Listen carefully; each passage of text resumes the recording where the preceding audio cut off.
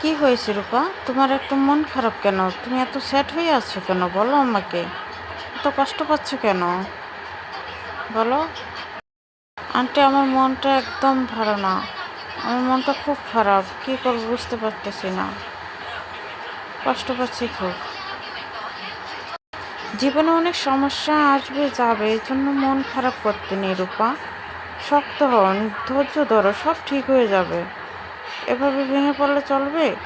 সমস্যা আমাদের সবার থাকে, তা কাটিয়ে ওঠাই বুদ্ধিমানের কাজ। আমি ভেঙে পড়ছি খুব, কিছু ভালো লাগছে না আন্টি, কি করবো বুঝতে পারতাছি না।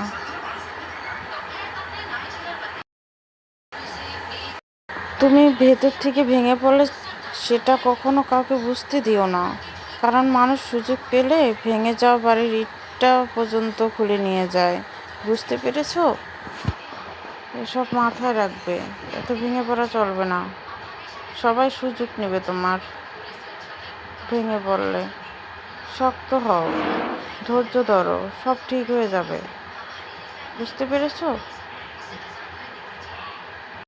চলো যাই ওদিকটায় রূপা, তোমাকে বুঝিয়ে বলতেছি, চলো।